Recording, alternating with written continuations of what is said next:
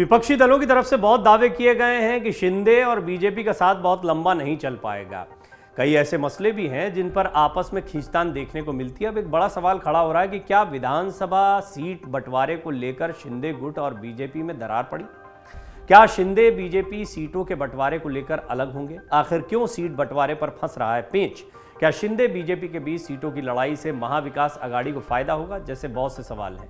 महाराष्ट्र के सत्तारूढ़ गठबंधन यानी मुख्यमंत्री एकनाथ शिंदे की शिवसेना और भारतीय जनता पार्टी के बीच रिश्ते तल्ख होने के संकेत मिल रहे हैं।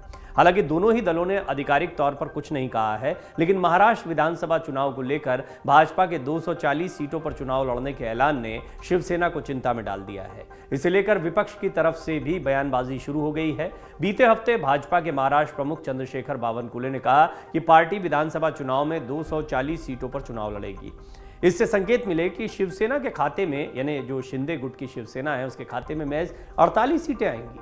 बावनकुले ने कहा कि हम 248-250 सीटों पर चुनाव लड़ेंगे।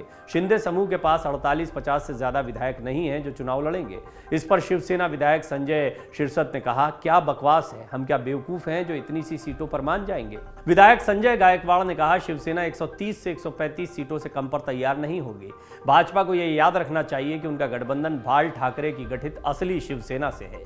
सीटों के बंटवारे को लेकर डैमेज कंट्रोल में जुटे दोनों दल हालांकि सियासी बवाल उठता देख किस तरीके से कोशिशें कर रहे हैं वो तो बहुत स्पष्ट है, डैमेज कंट्रोल करते दिखाई दे रहे हैं। एक और बावनकुले ने सफाई दी कि भाजपा और शिवसेना में अब तक सीट बंटवारे का फॉर्मूला तय नहीं हुआ है। वहीं शिवसेना ने भी इस बात को दोहराया और प्रवक्ता नरेश महास्के ने कहा कि आपस में कोई भी झगड़ा नहीं है। सीटों के बंटवारे को लेकर भाजपा क्या कहती है वो भी सुनिए। रिपोर्ट्स के मुताबिक भाजपा के एक वरिष्ठ पदाधिकारी ने कहा, भाजपा ने शिवसेना के समर्थन का वादा किया है, लेकिन वो संगठन स्तर पर अपना विस्तार नहीं रोक सकते। अपने कैडर को चुनावी मोड में बनाए रखने के लिए पार्टी को एक बड़ा संदेश देना था कि अपने दम पर बहुमत के लिए तैयारी की जा रही है। एक भाजपा नेता ने कहा कि इस बात में कोई संदेह नहीं है कि केंद्रीय नेतृत्व से मंजूरी मिलने के बाद शिंदे और फडणवीस सीट बंटवारा कर लेंगे। एक और रिपोर्ट के मुताबिक भाजपा के एक सूत्र ने बताया कि अपने लिए 150 सीटों का लक्ष्य रखने वाली भाजपा किसी हाल में 185 से लेकर 190 सीटों तक में नहीं मानेगी। शिवसेना को 98 से 103 सीटों पर मानना होगा। खास बात है कि अगर आंकड़े यही रहे तो 2019 के मुकाबले शिवसेना उम्मीदवारों की सीट संख्या घट जाएगी। उस दौरान पार्टी ने 124 सीटों पर चुनाव लड़ा था और 56 पर जीत दर्ज की थी। वहीं 164 पर उतरी भाजपा के खाते में 105 सीटें आई थी। रिपोर्ट्स के मुताबिक भाजपा का मानना है कि बावनकुले के बयान की वजह से शिवसेना का सीमित बेस होना है। पार्टी का जनाधार ठाणे, कोंकण, मराठवाड़ा के कुछ हिस्सों और पूर्वी विदर्भ तक है। ये बहुत महत्वपूर्ण बात है, इसको समझिए। ये शिंदे की शिवसेना है। शिंदे का प्रभाव क्षेत्र सीमित दायरे तक है। शिंदे की स्वीकार्यता क्या उद्धव ठाकरे की तरह या बाला साहब ठाकरे की जो शिवसेना थी उसकी तरह पूरे महाराष्ट्र में होगी? इस पर बड़ा प्रश्न चिन्ह है। बीजेपी इस बात को जानती है कि संख्या बल के आधार पर विधायकों, सांसदों को लाने में शिंदे कामयाब रहे, लेकिन वहां पर देवेंद्र फडणवीस या बीजेपी का पूरा समर्थन, सहयोग, मार्गदर्शन उनको लगातार मिलता रहा। वो मुख्यमंत्री भी बन गए। लेकिन बात है जमीनी तौर पर उतना ही मजबूत होने की। इन्हें पूरे महाराष्ट्र में क्या उन्हें बाला साहब ठाकरे के उत्तराधिकारी के तौर पर स्वीकार कर लिया जाएगा? इसमें बीजेपी को भी संदेह है। संदेह नहीं तो कम से कम जो सफाई आई है उसके आधार पर बीजेपी अपना विस्तार करने में लगी है। लेकिन एकनाथ शिंदे या शिवसेना का क्या विस्तार होगा?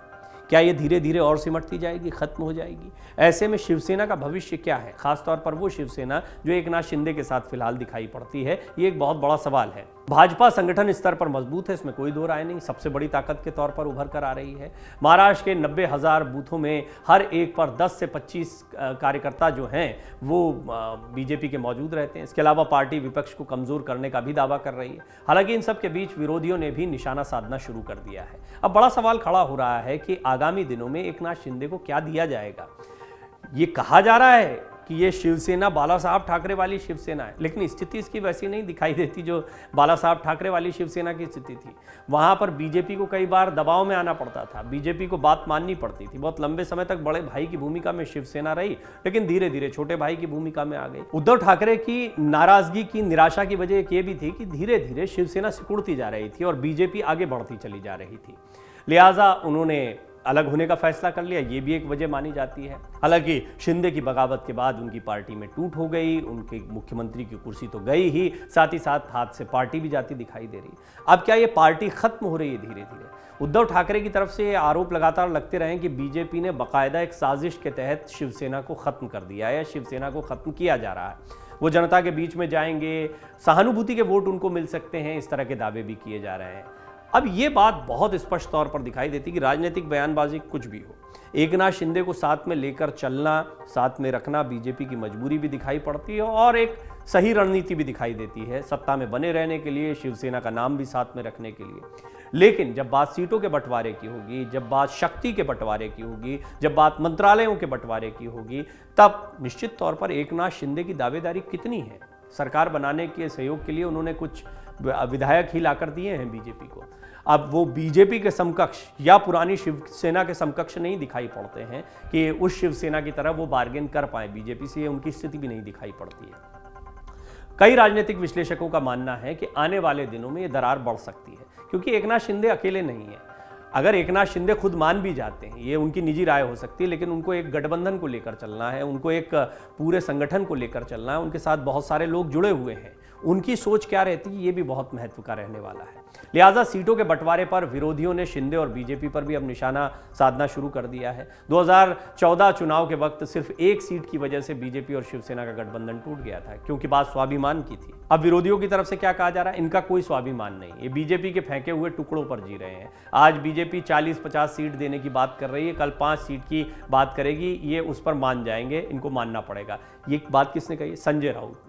संजय राउत ने इन शब्दों में एकनाथ शिंदे की शिवसेना पर कटाक्ष किया है। वो बीजेपी प्रदेश अध्यक्ष चंद्रशेखर बावनकुले के बयान पर अपनी प्रतिक्रिया दे रहे थे। चंद्रशेखर बावनकुले ने अपने पार्टी कार्यकर्ताओं को संबोधित करते हुए बयान दिया था कि आगामी विधानसभा चुनाव में 288 में से 240 सीटों पर चुनाव लड़ा जाएगा बीजेपी के द्वारा और कम से कम 200 सीटों पर जीत हासिल करने की तैयारी है। अब इसके बाद में फिर शिंदे के लिए क्या बचता? 48 सीटें।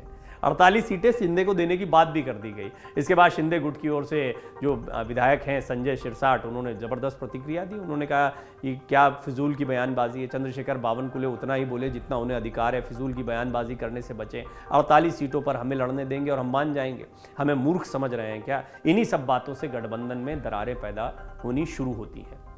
ये बात शिंदे गुट की तरफ से कही जा रही है। डैमेज पहले भी हुआ, डैमेज कंट्रोल की कोशिश करते ज़्यादा दिखते हैं। सरकार चलाने के साथ साथ में देवेंद्र फडणवीस की और एकनाथ शिंदे की एक चुनौती ये भी रहती है कि सबको सादे रखें, कोई डैमेज ना हो जाए, इसलिए डैमेज कंट्रोल करना भी उनके लिए एक बड़ी चुनौती है। मामला बिगड़ता हुआ देखकर बीजेपी प्रदेश अध्यक्ष को तुरंत अपनी गलतियों का एहसास हुआ। उन्होंने सफाई में कहा, हमारे बयान का वीडियो आधा अधूरा वायरल किया गया, हमने उसमें कहीं नहीं कहा कि सीट बंटवारे का फॉर्मूला तय हो चुका है। ये तो दिल्ली और महाराष्ट्र के हमारे वरिष्ठ नेता शिवसेना के साथ मिल बैठकर तय करेंगे। इस पूरे मामले में अपनी प्रतिक्रिया देते हुए कांग्रेस प्रदेश अध्यक्ष नाना पटोले ने कहा, बीजेपी के जो पेट में बात थी वो होठों पर आ गई। हमारी एकनाथ शिंदे को सलाह है कि वो बीजेपी से सतर्क रहें, आने वाले समय में बीजेपी उनके साथ क्या करेगी इसका अंदाजा लगाया जा सकता है। शरद पवार की पार्टी एनसीपी के प्रदेश अध्यक्ष जयंत पाटिल ने इस मुद्दे पर कहा कि 2024 का चुनाव शिंदे गुट बीजेपी के चुनाव चिन्ह पर ही लड़ेगा, शिंदे की शिवसेना का नामो निशान बाकी नहीं रहेगा। इस बात को लेकर शंका का कोई कारण नहीं है।